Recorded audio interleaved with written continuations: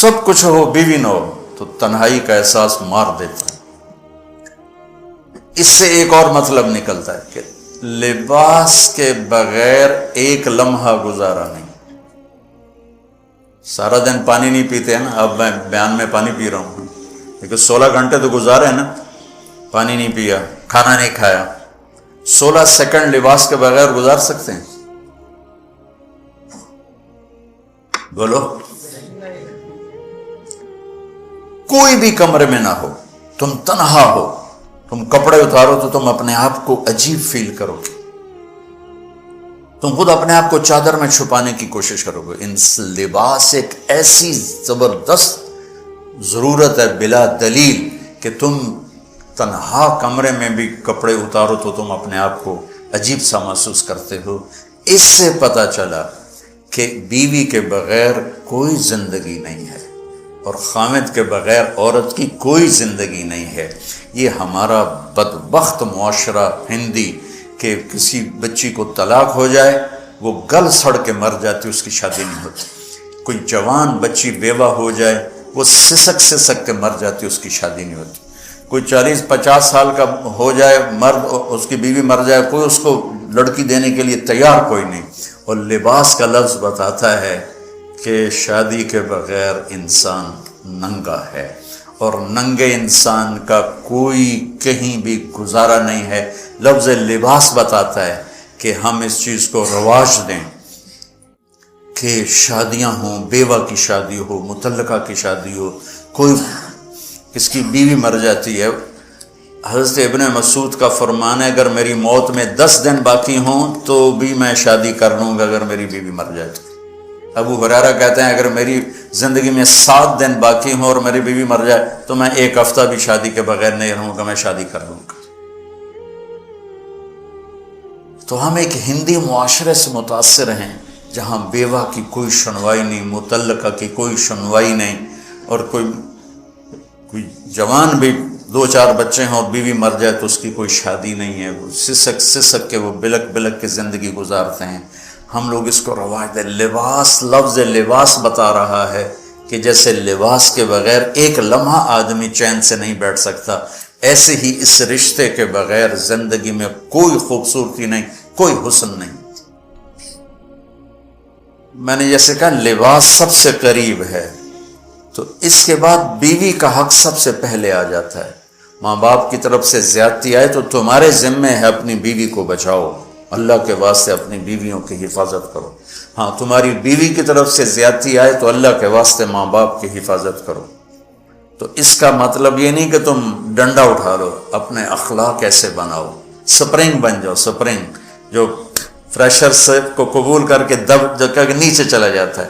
نیچے جانے میں جڑ جانے کا نظام چھپا ہوا ہے کہ جھک جاؤ، ماں باپ ناراض ہو ان کے پاؤں پکڑ لو، بیوی ناراض ہو اس کے پاؤں پکڑ لو۔ ذلت میں عزت چھپی ہوئی ہے، ساری زندگی کا تجربہ بتا رہا ہوں۔ ذلت، اللہ کی رضا کے لیے ذلت اٹھانے میں عزت چھپی ہوئی ہے۔ ہن لباس لکم، کتنا ہی مجھے غصہ چڑھا ہو میں اپنے کپڑے پھاڑوں گا، مجھے غصہ آ گیا میں نے اپنے کرتے پھاڑنے جو کسی یہ پاگل تو کرے گا، سمجھدار دوے دا کرتا پاڑے گا، اپنا نہیں پاڑے گا۔ اب مجھے بیوی پہ غصہ چڑھ گیا تو میرا لباس ہے، اس کو تار تار کر دوں، گالیاں دوں، تھپڑ ماروں، تو ایسا ہی جیسے میں اپنے کرتے کو پھاڑ رہا اور اپنے کرتے کو تار تار کر رہا۔ بیوی کو غصہ چڑھے تو وہ اپنے کپڑے پھاڑتی ہے۔ کپڑوں کے لیے کتنے حفاظتی نظام ہیں، الماریاں بنی ہوئی ہیں اور ہینگر بنے ہوئے ہیں، کریز خراب نہ ہو۔ ہم کھاتے ہوئے کیا کرتے ہیں، آگے اگر کپڑے نئے پہنے ہوں تو آستینیں چڑھا لیتے ہیں کہ کہیں کوئی شوربہ، کوئی سالن ادھر نہ لگ جائے، ادھر نہ لگ جائے۔ میں جب بھی بیٹھتا ہوں تو میری بیوی کہتی ہے آستینیں چڑھاؤ، آستینیں چڑھاؤ، لگنا چاہے۔ اور آگے ہم کیا کرتے ہیں، تولیہ رکھتے ہیں، نیپکن رکھتے ہیں، رومال رکھتے ہیں۔ بڑے بڑے ہوٹلوں میں جاؤ تو پہلے وہ ساتھ رکھا ہوتا ہے کہ کوئی کھانے کا ذرہ گرے، سالن کا کوئی قطرہ گرے تو آپ کے کپڑے خراب نہ ہوں۔ ہم کیچڑ میں جا رہے ہوں تو ہم اپنے پاؤں گندے کر لیتے ہیں، کپڑے گندے نہیں ہونے دیتے، اپنے شلوار اوپر کر لیتے ہیں۔ پتلون اوپر کر لیتے ہیں، پاجامہ اوپر کر لیتے ہیں، تو جب کہیں سے کوئی آنے لگے ایسی ناگواریاں تو اپنے اوپر لے لو، بیوی پہ نہ آنے دو۔ ہم کپڑا بچاتے ہیں یا پاؤں بچاتے ہیں؟ کپڑا بچاتے ہیں، شلوار اوپر ٹانگ لیتے ہیں، کرتے کو یوں سمیٹ لیتے ہیں، تو جتنا کیچڑ ہے حالات کا، واقعات کا، اخلاق کا، وہ کیچڑ اپنے اوپر لے لو، بیوی کو بچا لو۔ اور بیوی کیا کرے؟ وہ جتنا کیچڑ ہے حالات کا، واقعات کا، ناگواریوں کا، اپنے اوپر لے لے، خامد کو بچا لے۔ لباس کا اور کیا کام ہے؟ یواری سواتکم، یہ تمہارے عیب چھپاتا ہے۔ تو میرا کام کیا ہے؟ میں بیوی کی کمیاں چھپاؤں، ڈھنڈورا نہ پیٹوں۔ بیوی کا کام کیا ہے؟ خامد کی کمیاں چھپائے، ڈھنڈورا نہ پیٹے۔ دوسرا کام کیا ہے لباس کا؟ وریشہ، لباس مجھے خوبصورت بناتا ہے۔ یہ ایک واحد رشتہ ہے جو زندگی کو خوبصورت بناتا ہے۔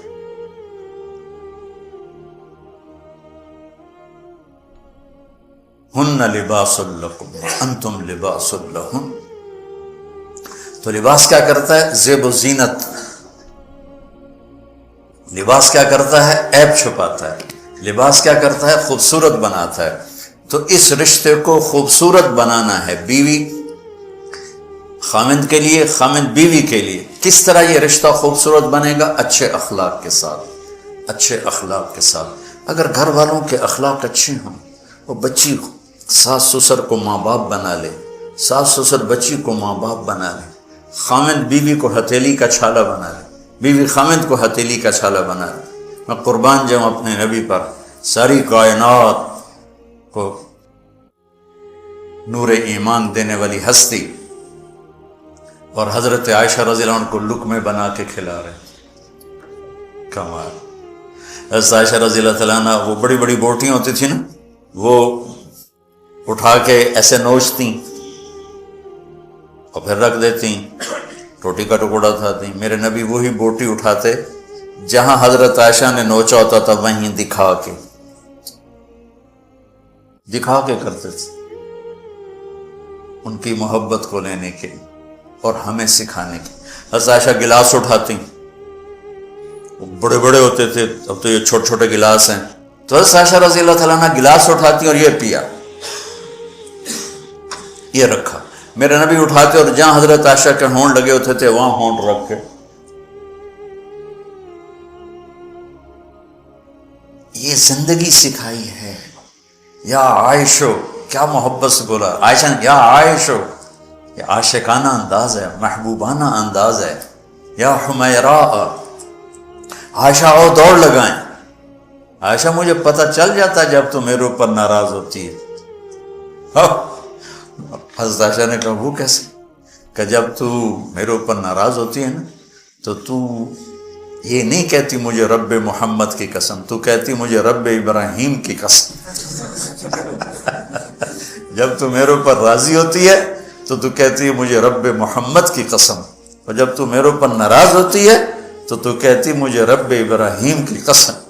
کہ یا رسول اللہ صلی اللہ علیہ وسلم، نام ہی آپ کا نہیں لیتی، میرا تو دل آپ پہ، کیا میری جان قربان ہے آپ پر۔ عرب کے ماحول میں اظہار عشق عیب تھا بیوی سے۔ ہاں، معشوق سے اظہار عشق، ساری شاعری بھری پڑی، تم نے شعراء جاہلیت پڑھو یا بعد کو پڑھو، بھری پڑی۔ وَهَلْ تَبْكِينَ لَيْلَا إِذَا مِتُّ قَبْلَهَا وَقَامَ عَلَىٰ قَبْرِ النِّسَاءُ النَّوَائِحُ لَيْلًا كَمَا لَوْ أَصَابَ الْمَوْتُ لَيْلًا بَكَيْتُهَا وَجَادَ لَهَا دَمْعًا مِنَ الْعَيْنِ الصَّافِحُ وَأَغْبِطُ مِنْ لَيْلًا بِمَا لَا أَنَالُهُ بَلَا كُلُّ مَا قَرَّتْ بِهِ الْعَيْنُ طَائِعُ وَلَوْ أَنَّ لَيْلًا، دیکھو لیلہ لیلہ لیلہ، چار شعر ہیں، لیلہ، ہر شعر میں لیلہ۔ وَلَوْ أَنَّ لَيْلَ الْأُخَيْلِيَّةَ سَلَّمَتْ عَلَيَّ وَدُونِي جَنْدَلٌ وَصَفَائِحُ لَسَلَّمْتُ تَسْلِيمَ الْبَشَاشَةِ أَوْ زَقَى إِلَيْهَا صَدًا مِنْ جَانِبِ الْقَبْرِ سَائِحُ۔ وہ بڑے زور شور سے لیلہ لیلہ لیلہ اپنے اشعار میں کہہ رہا ہے، لیکن بیوی سے اظہار عشق، عیب، موت، اس ماحول میں جس میں بیوی سے اظہار عشق ایک عیب تھا اور معشوق سے اظہار عشق شاعری بھری پڑی، ترکت ہوا لیلا وسعد بمعزل. کیا کیا خوبصورت شاعری ہے. بے بالشموس الجانحات غواربا اللابسات من الحریر جلاببا حاولنا تفدیتی وخفنا مراقبا فوضعنا ایدیہن فوق ترائب.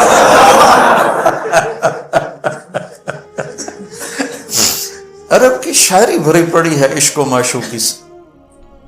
اس ماحول میں میرے نبی سے ایک شخص کہتا ہے یا رسول اللہ من احب الناس الیک، آپ کو سب سے زیادہ کس سے پیار ہے؟